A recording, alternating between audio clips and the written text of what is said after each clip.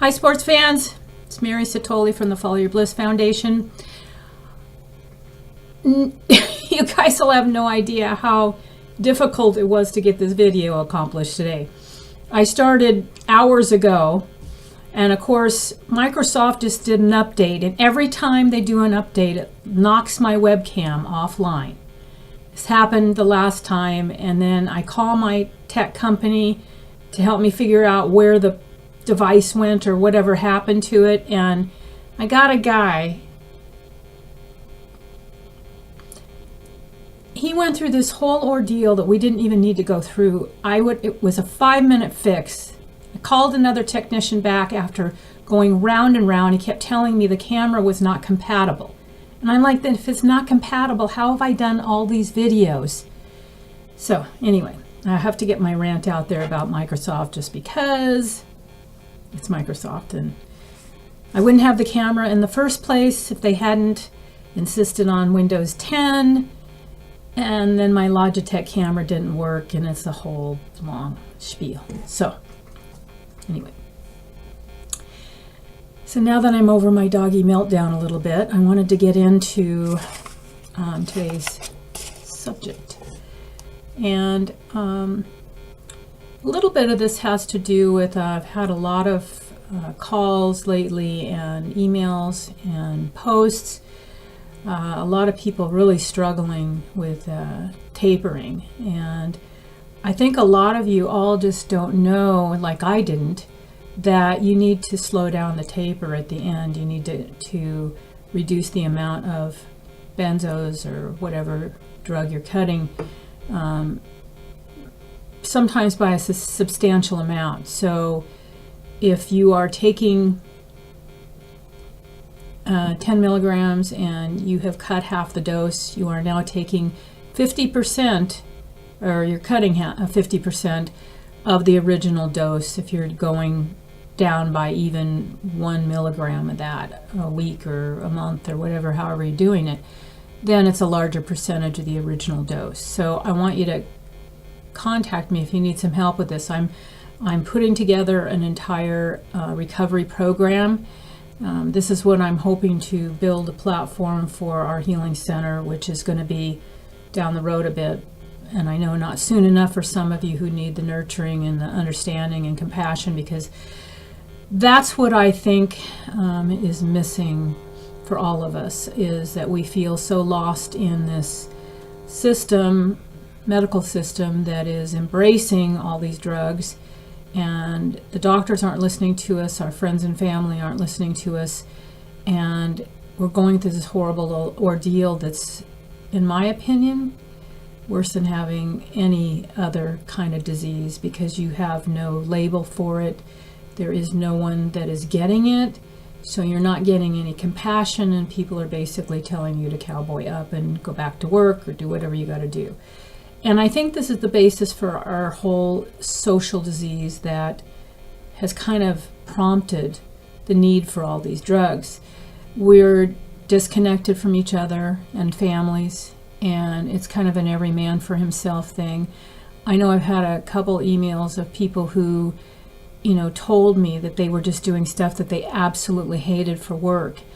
And we spend a minimum of 40 hours a week doing jobs to pay the bills. And when we're doing something we hate doing, it's going against the grain. We're trying to fit into something that most of us don't fit into, I believe. I think that many of us who are HSPs are sensitive artist types people, or musicians and writers and that sort of thing, who are more needing a free flow type lifestyle. I know it's hard for me to punch a time clock. The few jobs that I did have, I hated every minute of it, because I couldn't stand being on a time clock. I wanted to do my work, get it done, and leave it behind me. And when you're doing that in a solid chunk of 8 hours, I don't think our bodies are, I think from what I've learned about TM and doing TM, there's a rest and activity cycle that we've gotten out of sync with in this society, because we've had to try to fit this structure that they've built to accommodate mostly the wealthy people that it's putting all the money in their pockets. So, so I am available now for consults. I do charge $60 an hour for in-person consults or the phone. Not in person, but I mean, you can if you want to come to my house, but that's a long way for most of you.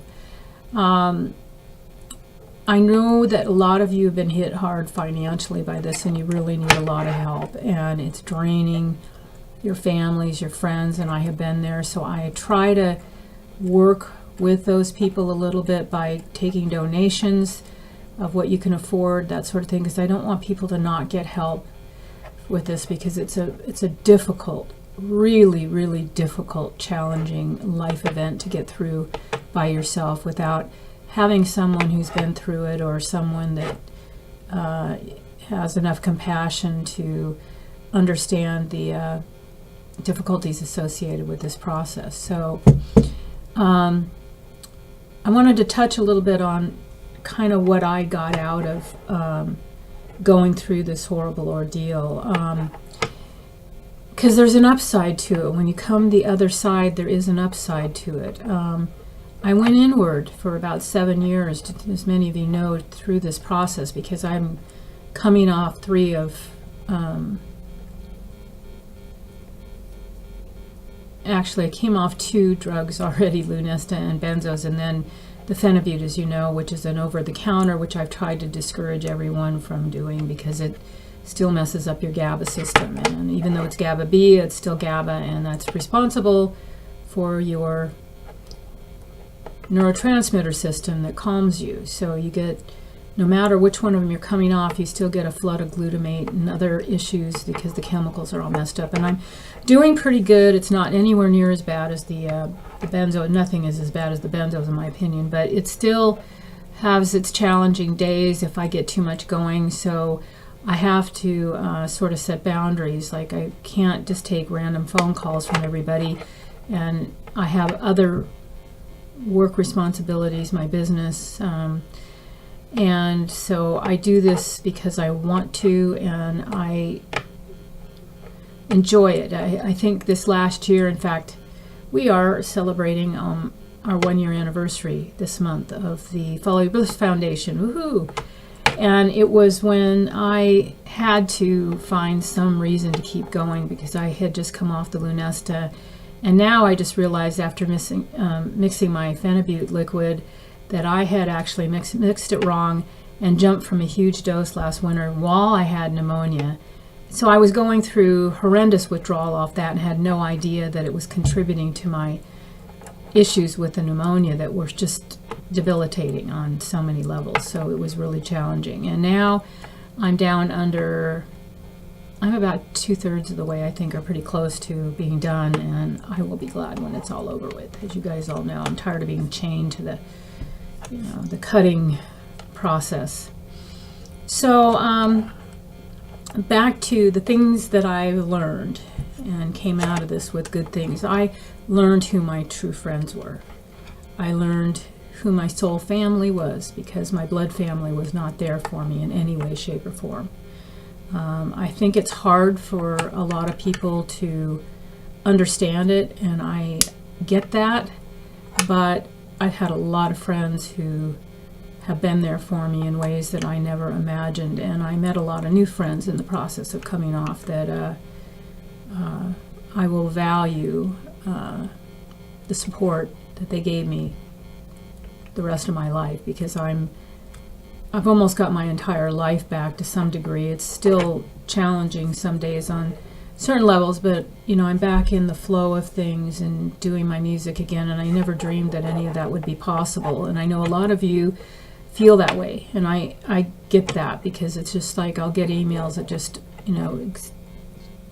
where you've lost hope, you just want to give up, and it's so hard. I mean, this challenges your brain and your body on levels that none of us imagine. And I know some of the posts that have come in is just that I'm in disbelief, as I was, and they're in disbelief that this drug can be doing what it's doing to them. And that's how I felt and why I'm doing this.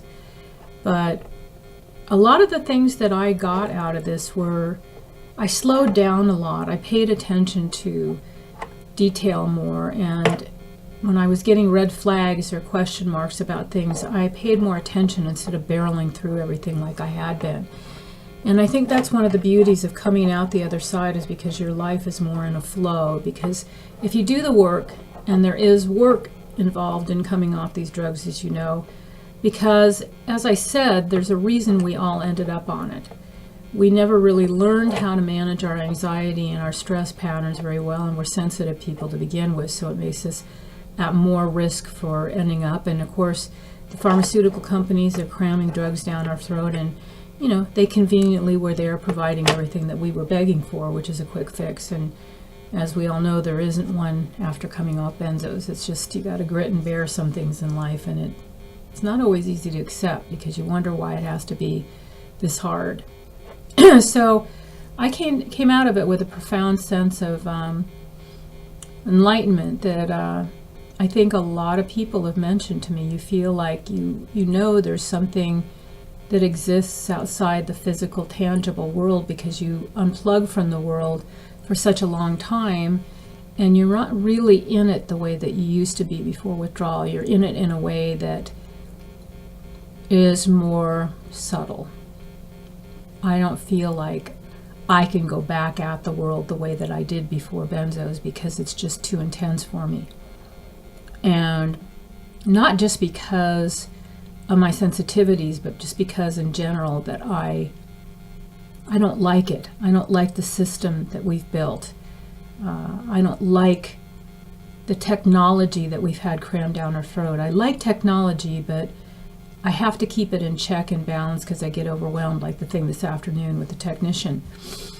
So I think I've learned to appreciate my silence and my peace, and walking in that stillness and aloneness. I've learned how to be alone, not lonely, and be okay with that aloneness, because I pretty much did this all alone without any family members or friends to actually help me get to the store to cook meals. I had to struggle through it and just tough it out. And I know there's some of you that are in the same boat, that are very alone and on disability and not making a lot of money. And I think I've talked about how challenging the whole back to work system is when you are getting back into the world after being on disability. There's no compassion in this system. And this is why we've built this whole nightmare of the social structure that has ended up just being like an albatross, is the only way I can describe it. I don't like it. I come from a generation where we knew our neighbors and we knew our friends, and we didn't have all this disconnect. We had to engage with each other, and that's the downfall of the technology that I see, is that we're too unplugged, and we're not meant to be that way. We're interactive beings, and we're not getting enough nurturing, and that's why we're on all these drugs. And then we end up alone anyway, so it's kind of a contradictory thing. But anyway, the Benzo Recovery Program is a program that I'm putting together. It's a whole recovery program, because I believe that if you don't take into account your behavior patterns and learn to balance your stress, like with yoga, meditation, EFT, I've done a whole research on Brainstate Technologies, and a lot of things that have really helped my recovery process. Maybe not help me get all the way, and nothing's a quick fix like taking a pill, but it is a process that you're gonna have to endure if you're having trouble with these drugs. It's just, there's no way out except through. You have to go through it. And as much as like, I had a little setback this last week, and I'll tell you about it because it's kind of funny, but I have a tendency to still want to take on too much, because I want to get back to my life, and I know a lot of people do, because you've been by yourself for so long, and it's lonely, and it's not fun on top of being lonely. So the loneliness by itself is bad enough, but you have, I think, a tendency to just want to go like you could go before you did the benzos, and your body's still not quite up to that. So I had a bunch of decay from my withdrawal that I had to go to the dental school, and I got a really good deal, got a grant to pay for some of it, and then the school is going to pay for the rest of it, because it's several grand worth of dental work, including, I think, having to have my bridge replaced, so that's going to be fun. But I started the process again because I'd done 2 fillings last year, but they just were getting worse and getting down to the nerve root. So I had that done last Thursday, or no, a week ago, last Tuesday. And I made the mistake of cutting the phenibut right before that. And then we had the solar eclipse, which was really intense for me. And I started getting really bad symptoms. Like the afternoon I had the dental work done, and I take into account that I was trying to finish some work that I had, and I just tried to bite off more than I could chew, and I ended up having a couple really bad days last week. So the other thing I wanted to touch on a little bit, and I'm just going to share a little bit about my history, because I know that it probably is very similar to many of you who probably had very disruptive childhoods to some degree. I had a very dysfunctional family. My father was a raging maniac as far as Italian, control freak, anger freak. He drank, and he hit us a lot. And I lived in an environment where you were always waiting for the next shoe to drop. And I think those behavior patterns set a child up for being a dysfunctional adult, because I kept repeating the same kind of men, the same kinds of situations with people. I kept letting the same people take advantage of me and abuse me. And then I wondered why my life was so messed up when I got to the end of the road with the benzos. So I just wanted to share a little bit of that, because I think that for us HSPs, we are probably more prone toward anxiety, depression, and I think I talked about Dr. Daniel Amen last couple weeks about his program and the brain types and how you need to eat for your brain type, and that's partially what the program's about. But because diet's important, I think it's really important. I mean, I've seen a huge shift since I've been on this diet for the last couple months, and it's huge. It's like my cognitive function is so much better. 95% of the time I can focus pretty good now, and I think that most of us who were on the drug, realistically, and I know that you don't want to hear this because I don't either particularly, but because I'm just a little over my 2 years now, going on 25 months, and those days that I have those setbacks, I'm like, come on, really? Do I have to go through any more of this? And it is tough, because you just think, I can get back to my life and not be so isolated. But I think the reality from everything that I've researched and read is that for many of us who are on a fairly good dose long term, it's about a 2 to 3 year recovery process. And I think that you can really evolve in a way that you might be surprised, because I was someone who didn't really feel that I was particularly strong until I got through the other side of this, and I recognize how strong I am now. I mean, I'm incredibly strong, and so are you guys, to be even considering getting off this drug and looking for a way to get your life back and do it in a better method. So this just is a program that incorporates spiritual counseling. I talk to you one-on-one, and we work on some of the key root issues that are setting you up for failure, setting you up for these sort of programs that we keep repeating over and over and over again. And until we sort of, I think I've talked a lot about Abraham Hicks, Esther and Abraham Hicks, Jerry Hicks, who channels a collective. And I found that work to be the most profound thing that I did through my entire recovery. And I went back this week because I hadn't listened to her for a while. And on the couple days that I was sort of down and I couldn't do a whole lot because my whole body was in a mess. So I have another dentist appointment next week, so I'm kind of freaking out. I'm just thinking, okay, I'm not going to do anything else. So I kind of learned my lesson that, if I'm going to do something stressful, that has to be it for, a few days, and then I have to unplug from everything. So a little hopeful piece of information that you all pick up on from the mistakes that a lot of us make that are on the other side of withdrawal, at least mostly. So this is kind of a program that I work with you one-on-one, and we get into the nuts and bolts of what's eating you, because if you don't fix that when you come through withdrawal, that's why people don't succeed. That's why they don't get off the drug, or they relapse, because they don't change their behavior patterns. And I don't mean that you all have to become monks and gurus, because that's how I feel between TM twice a day, yoga. But I'm not resistant to it anymore, and I'm not angry anymore. I'm at peace. And some of it's just come from doing this, and it's so cool to get a lot of your comments and your emails and just your appreciation that I'm here doing what I'm doing, because it matters. We've got a huge problem with these drugs, and the people peddling them are not getting this. And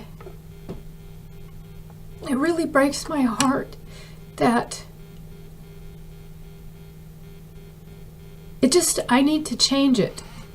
That's how I feel. I feel like I need to do something to change it, and this is my way to change it. And by helping you, it helps me heal, and you get a chance to show up in the world and testify what happened to you with this drug. And it's important that we all are there for each other so that we can survive this, and we don't have one more suicide because they didn't get help or no one understood. Because any of us who've been through this know how the suicide thoughts just rage through your head. And Brandon, if you're listening to this video, this is mainly why I made it tonight, because I know your emails, and I've been really worried about you, because one of my best friends who was on this drug, and I think I've talked about Mary Perlman to many of you. That's going to be the name of the center, is the Mary Perlman Healing Center. She died because of this drug, and I know it, and I intend to prove it. She was one of my best friends. Her son's name was Brandon. He was 27 years old, which isn't far off from your age, Brandon. And Brandon, I understand you should be in the peak of your excelling in the world at 30 years old, instead of housebound and your mother taking care of you. And I know how that has to feel. Anyway, Brandon, Mary's son, was on an antidepressant, and he, I think, was trying to reach out to the medical profession. And back then it was a lot harder because no one had YouTube to see other people's withdrawal videos. Everyone was still going to their doctor, and the doctors were telling them, oh, give the drugs time to work, that sort of thing. He ended up driving his pickup truck out into the desert and setting it on fire while he was in it with a sawed-off shotgun in his mouth. And Mary never got over it. She started drinking, and it inevitably broke up her relationship, which is how I met her. I was dating her ex-husband, go figure, but we were all great friends, and I have absolutely nothing but fond memories of these friends, because Larry, her husband, is still helping me. He's still a great friend, and I owe a lot of the support that I'm getting right now to him, because he has rallied to get a friend of his who's supporting my business efforts and everything right now. So Mary ended up on a number of drugs, one of which was a benzodiazepine, and she just flipped out. I know she was having problems because she called when I was going through the worst of my withdrawal, and I could hear it in her voice, and I feel bad because I wasn't getting it at the time because I didn't even know what was wrong with me. And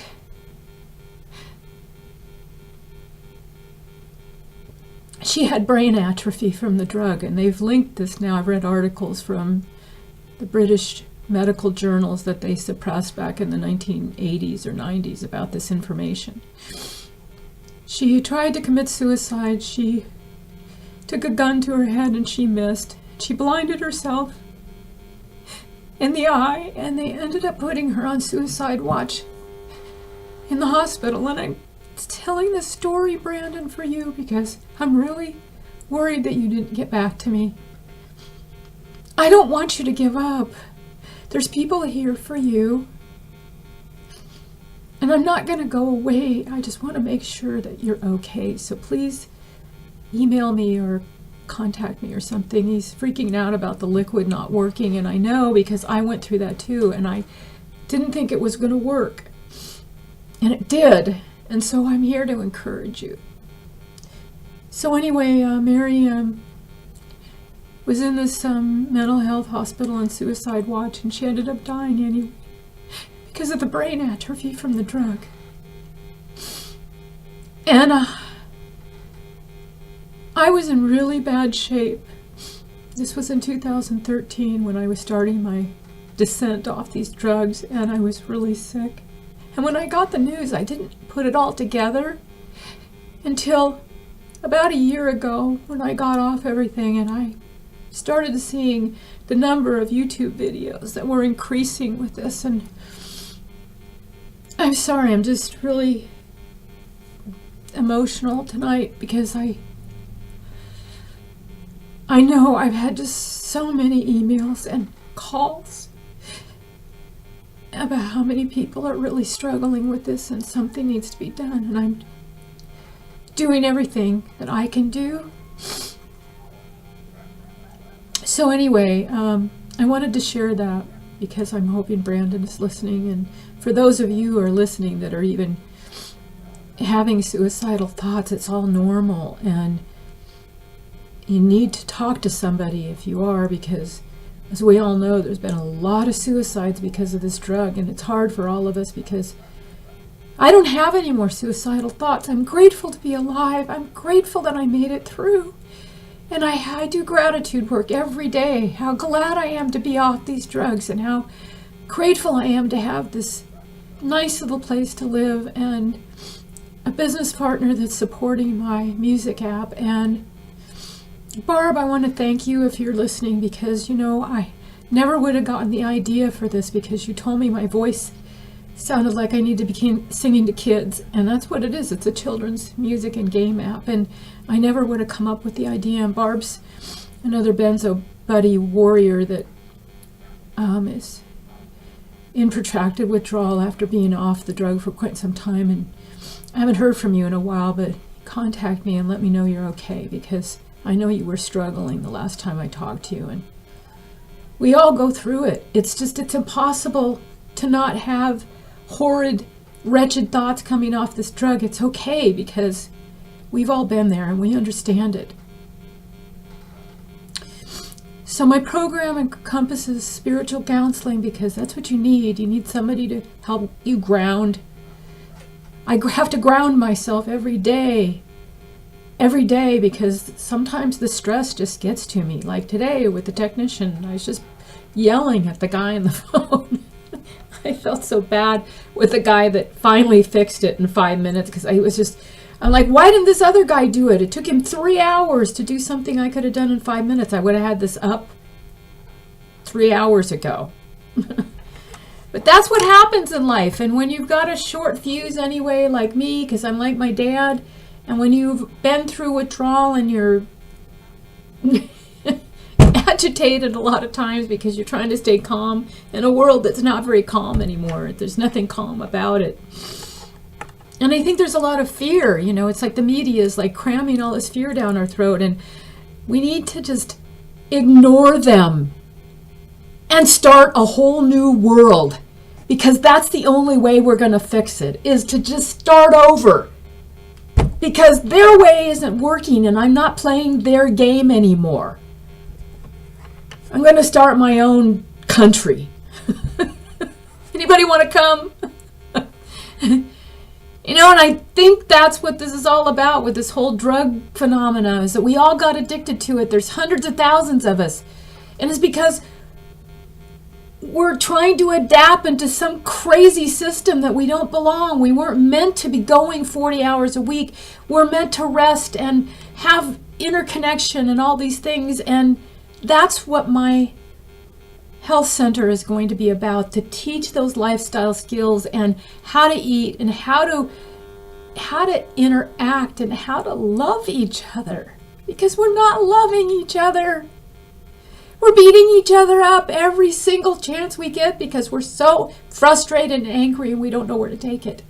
And I know, because I've been there during the peak of withdrawal and nobody would listen to me. And now I recognize all my friends, Brandon, Mary, all these people that are trying to reach out are not getting the people to listen. I wanted to just smack my doctors. I wanted to smack my family and just say, get a grip. Sorry, you guys know I can get over the top sometimes, but I can't help it. I'm passionate about this. It's what I'm doing with my life because I care, because I've been in a lot of pain. I mean, mass amounts of pain going through this. And if there's one little bit of suffering I could take away from each one of you, I would if I could, but I can't. All I can do is be a voice and a hand in the night to help you get to the next day, if that's all it takes. Okay, I think I'm better now. Well, probably not, but because I'm probably going to go do yoga and just start bawling because it's been a week like that. I mean, I'm usually not super emotional, but I found myself like a couple days after the dental work and I think this had a lot, because I heard this from a lot of people after the eclipse. It was just an intense energy, like full moon, Leo eclipse, full eclipse thing we haven't had in 150 years. And it was intense. And those of us who are sensitive don't even know how impacted we're being by all this energy. And honestly, I had a couple days where all I could do is lay on the floor and cry. And I think I had realized after doing some of the EFT work that I was clearing a lot of trauma that has just been built up from not only being sick for 2 decades because of this drug, but then the withdrawal you have PTSD from just going through the withdrawal because it's such a horrible experience. And so I just want to, if there's anybody out there that has funding, that knows somebody with money to do a healing center like this, have them get a hold of me, because I need funding to do this so I can help all of you. And I think I have the know-how and the business skills at this stage in my life to be able to pull this off, because it's something I really want to do, because I think it really is the root of all of our problems in this world right now. So,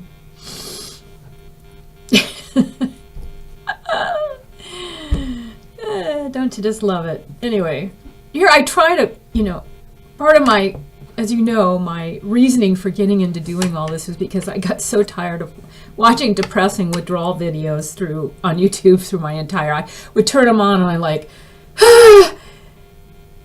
if this is how bad it's going to be, I don't want to listen to this. And I would just shut everything off because they would just look like hell and they hadn't slept in days and they were like over the top with anxiety. And it was traumatic watching other people go through it. So I wanted to do something light and try to bring something positive into people's world who were going through this horrible experience.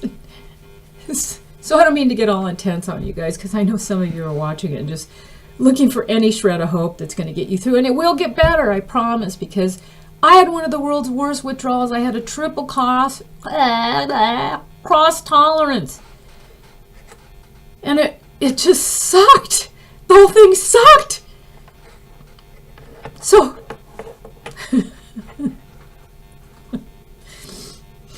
I get to the point where it seems funny that I'm even crying about all this stuff, but it's been emotional, really emotional. So, if any of you want to do one-on-ones with me, you can contact me through I'll leave the email for my website below.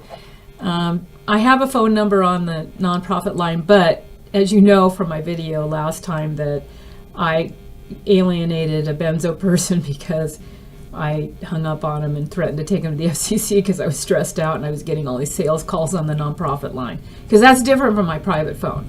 So a lot of times they don't answer, so if you do call the nonprofit line, leave a message so that I know you need help, because otherwise I might screen and not pick up because I think you're a salesperson. And still, if the other person from Ohio that wrote me the postcard is hearing me, I'm so sorry, because I know you were reaching out for help, and I have to say that again in case you missed the last video, because I want to make it up somehow. So, and I tailor these programs to meet individuals because I know that we're all different ages, that we have all different issues, and we have different needs. Some of us have financial needs, some of us have, emotional needs, some of us need more nurturing going through this. Other people can seem to keep to themselves, and they would rather be by themselves than to talk to somebody, because they're just, I think it's the only way they can cope with it. So I've kind of gone long here, but I just wanted to tell a couple of these stories because I'm really concerned about some of the people that I'm working with that are having a hard time. And Melissa, I haven't heard from you in a while either, so I know you got on the diet and we're having trouble with getting leveled out, because these doctors, I'm telling you guys, they're tapering people too fast. The micro tapers are too fast. And I know there's some of you who have done the micro tapers and gotten off, but I've also seen people and how sick they were with the micro tapers. You cannot taper the dose every day, even if they're in micro doses, because you're changing your brain chemistry every single day. And you have to cut the dose a little bit, back off, let your brain heal for at least 2 weeks. I don't taper anything more often than 2 weeks.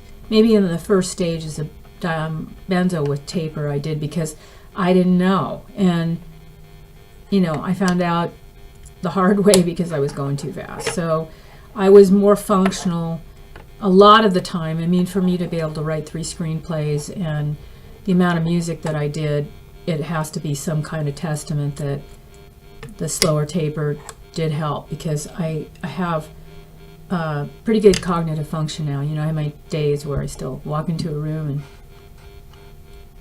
forget what I came in there for. So, but I think we all do that, so I don't try to go freak out. My brain is damaged from benzos, my God. And I know there's still days I think that it's never going to be the same, but it is. And I've gone long periods where I felt really pretty good, and I suppose I should just shut up and get off, because I'm probably just pissing some of you off or aggravating some of you more because you're already not feeling good. Anyway,